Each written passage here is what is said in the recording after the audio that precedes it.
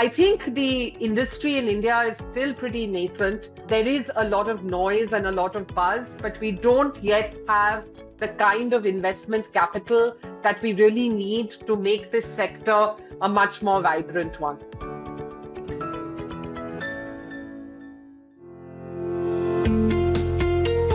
Hello and a warm welcome to a very special podcast series, Unusual Suspects.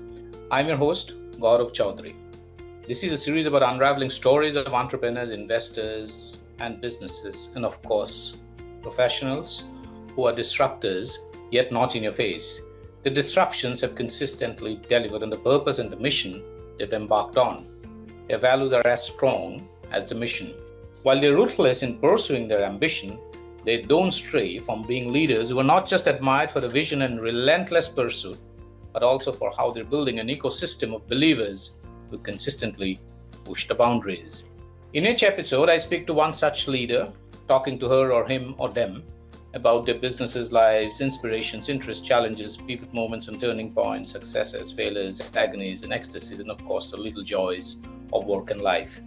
It is as much about their personal life stories as about their entrepreneurial and professional journeys. Unusual Suspects streams on Earshot.in, Spotify.com, Apple Podcasts, Google Podcast, YouTube Music, Moneycontrol.com, and a host of other podcast streaming platforms. For this episode, I'm delighted to have Naina Subberwal Batra, CEO of AVPN, a leading ecosystem builder that is increasing the flow of financial, human, and intellectual capital from Asia and around the world into the social sector in Asia. The platform connects social investors, philanthropists, and impact organizations across Asia, enabling them to leverage their collective expertise and resources for greater impact. AVPN curates impact communities with increased coordinated action towards specific critical impact fields, bringing in global and cross-regional priorities into local focus, bringing to bear the field needs, knowledge, and policy environment. Under Naina's direction, AVPN has grown from focusing only on venture philanthropy to supporting the entire ecosystem of social investors, from catalytic philanthropists to impact investors and corporate CSR professionals. Naina is a board member of the Global Resilient Cities Network, chair at the International Venture Philanthropy Center, Menzies Foundation, Blue Planet Environmental Solution, PTE Limited, and trustee at Bridge Institute, among others. Welcome to Unusual Suspects, Naina. Delighted to have you.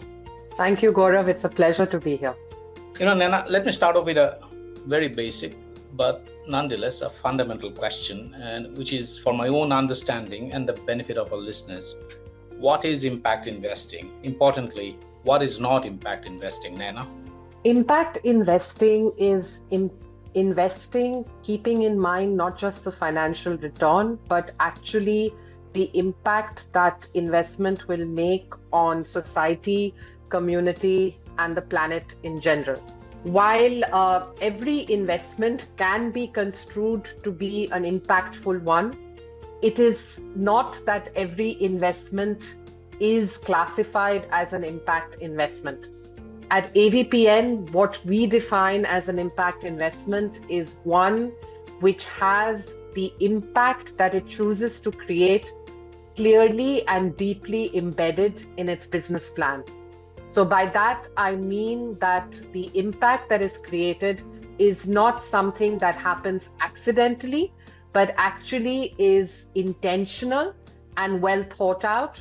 And really the investment is focused on delivering that impact alongside any financial returns that might occur as a result of that investment. Absolutely. Thanks for setting that context, actually.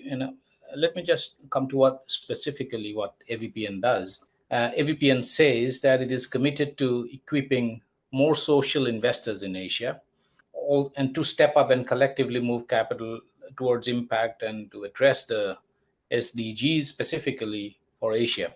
The platform, as I said before, connects social investors, philanthropists, and impact organizations across the continent, enabling them to leverage their collective expertise and, of course, resources for greater impact.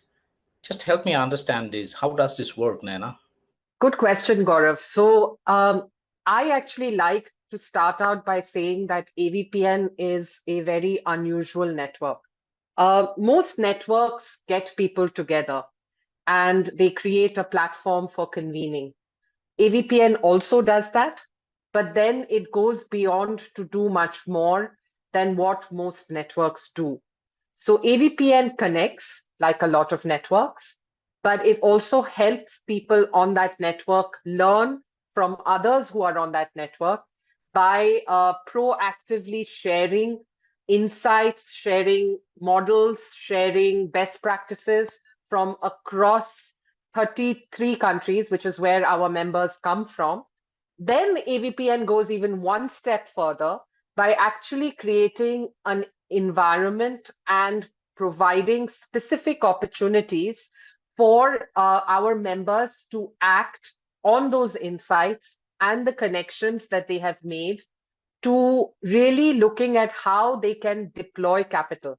So when I say we are an unusual network, what I really mean is that we don't stop at just getting people in a room together, exchanging great ideas and getting energized by each other. What we actually try and do is push them towards action, push them towards opportunities and investments that will actually help move capital outside the door. We all talk about the SDGs, and 2030 is coming up, and we are more than $1 trillion behind each year in terms of the capital that is needed to meet these SDGs. With 66% of the global population living in Asia, if Asia does not meet the SDGs, no one is going to meet the SDGs. So, in order to do that, we need to really move resources, dollars towards actually funding these solutions that will help us meet the SDGs. And AVPN tries to proactively do that while bringing people together and learning from each other. So that's how we are different as a network. Absolutely, Naina. What I would also be interested in knowing is a bit of your history, AVPN's history, but more importantly, how has it evolved in terms how has the area of work evolved, expanded over the years? And as an addendum to that, what are your primary impact areas? And what goes behind choosing those? What are the key determinants of that decision making? So AVPN was formed in 2012 by an American gentleman who had founded a similar network in Europe in 2005. It was originally formed as a network to look at increasing the spotlight on venture philanthropy, which is really looking at how you do philanthropy, keeping business principles in mind. I joined AVPN as their CEO in 2013 and realized quite quickly that, venture philanthropy was not something that resonated very deeply in Asia. It's interesting because while Asian countries, India included, have a long and rich history of philanthropic giving, we keep our business very separate from our philanthropy. It's almost like the left brain and the right brain. With the left brain, we look at making money, and with the right brain, we give money away to look at probably a better afterlife or getting more karmic credits. So venture philanthropy as a term did not really resonate. And we decided very quickly to kind of, broaden the scope of that network to really looking at different types of capital and how those different types of capital could come together to really have positive impact. Another thing I'll tell you is that, I was very clear having grown up in Asia, even though I went to school in the US, that, we have a very rich tradition of giving as well as our own unique way of doing business here in Asia. And just blindly copying something from the West is not an idea that resonated deeply with me or with my colleagues who had joined AVPN in the early years. So the idea was really how do we create a network that is very Asian in its identity, that focuses on what we need here, and how do we leverage from our learnings across the Asian continent. So how does somebody in Indonesia learn from what has happened in India? How do we create a knowledge exchange or a partnership between the Philippines and Malaysia? So how do we sort of now actually even look at what's happening in Saudi Arabia with what has happened in Bangladesh? And is there, areas of commonality or areas of uniqueness that they can work together towards? So the network as such did something which doesn't really exist. It created these pan-Asian bridges, if you want to call it that, where we could not only exchange ideas, but you could also exchange funding opportunities, failure stories. How do you actually go to scale? How do you work with government, which is not something that happens very often in the West, to really scale your impact? You asked me, how do we prioritize, or what are the thematic objectives of AVPN? We started out as being very agnostic towards the cause areas our members were focused on, and initially really concentrated on how they gave and how could we help them be more strategic, more multi-year in their commitment. How could we actually bring in an element of metrics into how they measured their impact, etc. But we also found that there were specific areas that were of common interest for our members. This included education, included health, included climate, and gender. So those were the four thematic areas that we really focused on, because we found that these were not just the key areas where our members funded in, but were also the key challenges that were being faced in most Asian countries. So we have therefore created thematic platforms around climate, gender, health and nutrition, and looking at youth and livelihoods. Since you talk about climate, health, and gender-related challenges, what are the most significant challenges in these three areas, climate, health, and gender areas, you are currently addressing through your impact investments, Naina? So, Gaurav, climate is a huge issue in Asia. We have the most number of climate disasters. We have it's related a lot towards poverty, the great amount of income inequality that exists. When you look at climate change and the effect on agriculture production, just think about a country like India, where this is hugely, it affects a very large number of our population.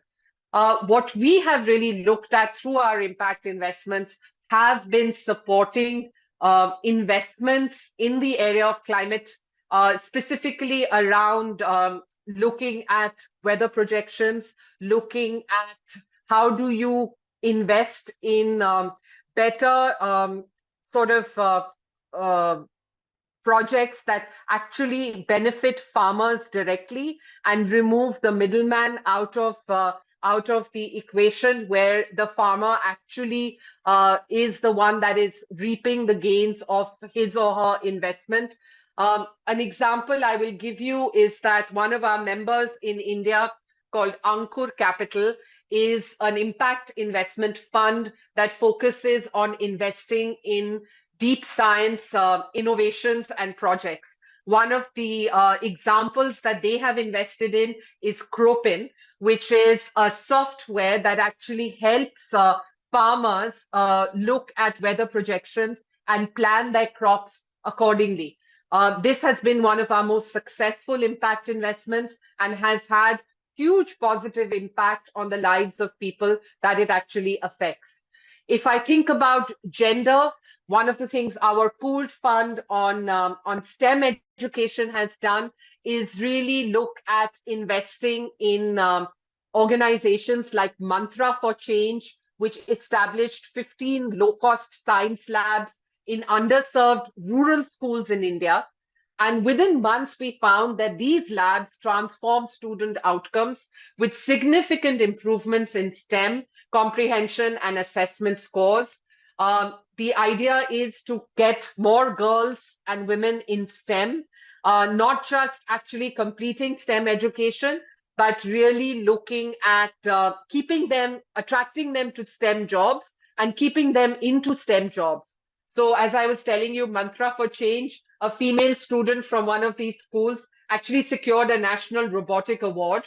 And then this, led to her attracting additional funding as well as more partnerships, which really actually shows you that if you can come together in collaborative funding models, if you can actually share some of your success stories and your failures, you will also attract other investment. So those are a couple of examples, Gaurav. Naina, since we are talking about impact investing, tell me a bit about the landscape of impact investing in India. To be fair, impact investing seems to be creating the right noises in India.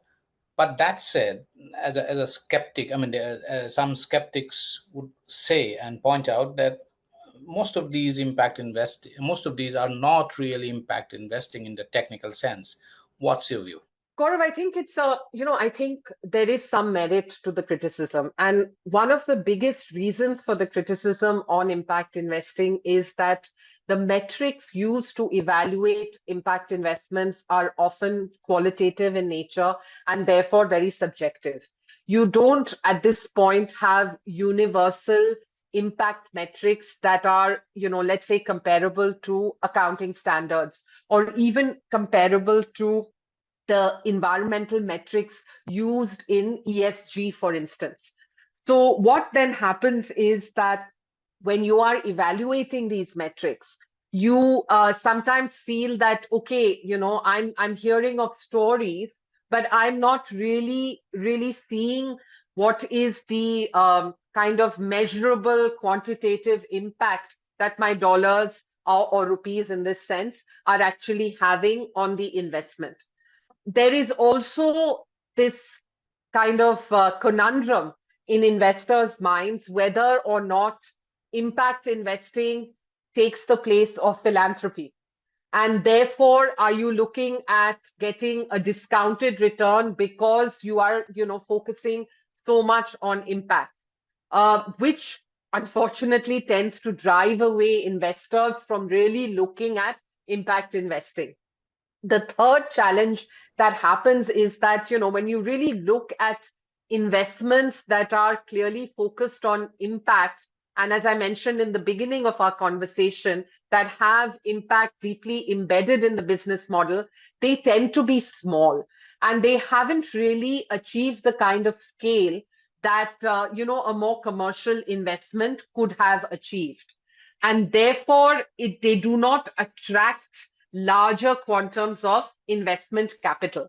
And they depend very much on smaller sizes, which come from, philanthropic budgets or, very, very small sort of allocations of portfolios of investors and are unable to go to scale unless and until they can, really demonstrate a big sort of financial stability or robustness. What has happened, in fact, for a lot of these impact investors is that it has resulted in the impact entrepreneur being forced to kind of shift his or her focus from impact to achieving financial sustainability and scale. That's the reality of the sector at this point.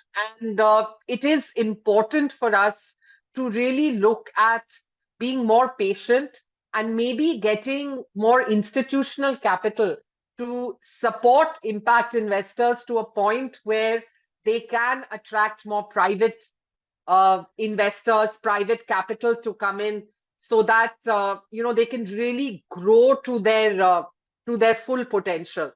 I'll tell you, there are a number of very, very positive impact investments that do exist in India. I went to one of the showcases that NABARD had with Axis Bank Foundation, And some of these were actually remarkable. They really kind of put into highlight what we call frugal innovation, because they are centered in the communities where the entrepreneurs have grown up in.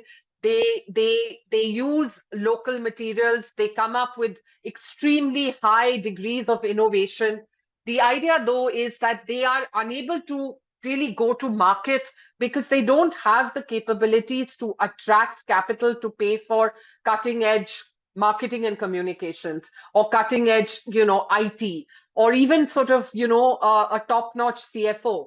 So they stay at the small end of the spectrum. And at the other hand, you have, large scale infrastructure investments that, often take the garb of impact investments.